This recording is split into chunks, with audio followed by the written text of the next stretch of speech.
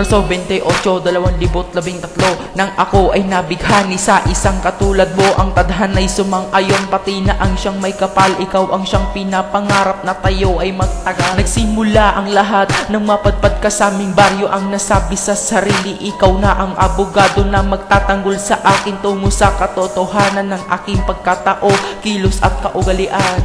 Lalong tumatatag ang saloobin na kinukubli sa tuwing tinitiyak. Mangupas na di mawari na hindi mabigyan ng isang oportunidad. Humawak ka sa aking kamay, sabay tayo na maglakad patungo sa daan. Ugali, kilos at gawi, makapangyarihang Diyos gabay sa ating paglaki. Napakabait mo at matamlay kang magsalita. Ang kausap ko pala'y ang anghel na isang dala.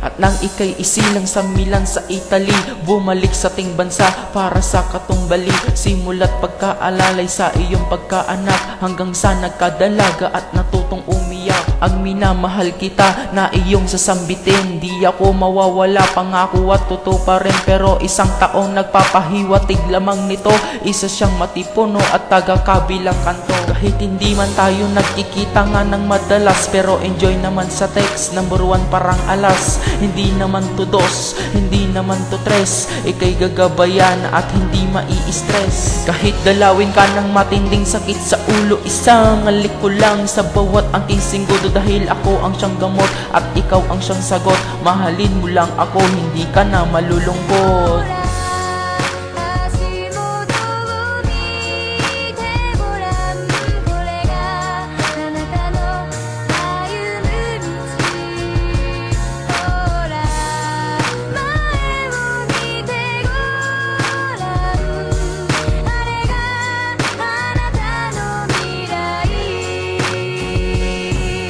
Labing-limang taon nang ikaw ay mainlove, sa puso ko ay tumagos at dito na tumalab ang mga pasakit at saya, pati na ang lumbay. Sa buhay ko binigyan mo ng kulay at saysay na walang pag-anilangan na aking harapin. Magtiwala ka lang sa akin, ika'y aking mamahalin. Di napapakawalan at di ko napipikunin. Ang isang katulad mo di ko kayang asarin. Mabait, maunaway nang gusto mo rin sa akin, kaya kita mahal kasi di ka sinungaling. Minsan ay malambing at ikaw mapagbiro kung magmahal sa akin, parang di na magsiseryoso. Sa huli kong salita sana iyong maintindihan, kahit di pa tayo gagawa ako ng paraan para sa hinaharap tayo nga ay magtatagal. Ipapangako ko sa'yo, ikaw aking ikakasal.